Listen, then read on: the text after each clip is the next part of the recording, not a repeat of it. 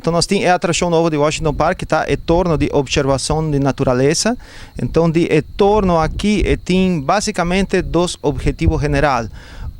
É donar para gente que está bem visitante do parque uma atração nova e uma maneira nova de ver a vista do parque, a vista de Salinha Slagby.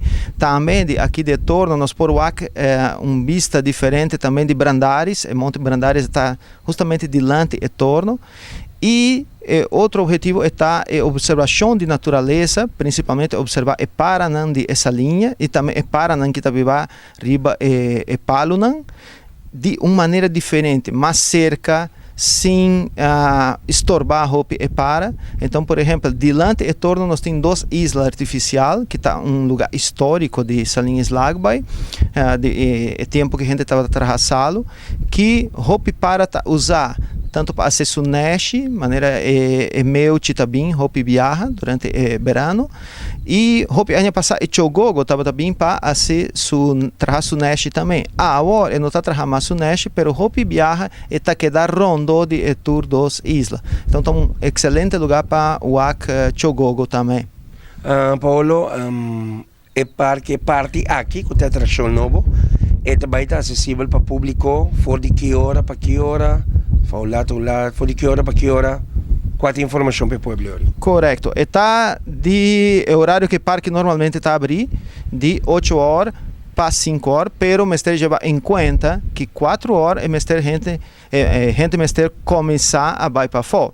Então 4 horas, hora que o patrão está bem a seu trabalho e está pedindo gentilmente para o visitante começar a vai porta porque o parque mestre será 5 horas. Então basicamente está de 8 horas para 4 horas à tarde que está aberto. Também tem regra na Quinana, entrada também está grátis, senhor?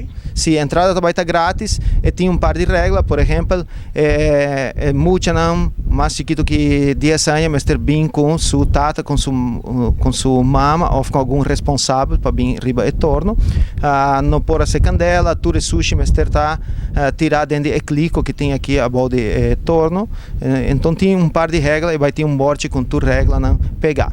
Agora aqui, Paulo, a mensagem final do Pueblo Eólico tem uma atração nova mais, me quero estar sumamente contento por mirar Flamingo, diferente, paisagem bonita que volta para Fogiquinana mira. A mensagem final de Paulo, de parte de Washington Park, na Pueblo de Bonaire. Ok, torno aqui está um costo turista no Pueblo de Bonaire para aproveitar, para quedar mais com contato com a natureza. Nós vamos ter para para alguma organização que ajuda nós em torno aqui, tá Donkey Santuário que está dando a ideia de seu torno, porque Donkey Santuário tem um torno também. Outro tá Cargill que donar material, essa companhia donar material para nós assim e torno aqui.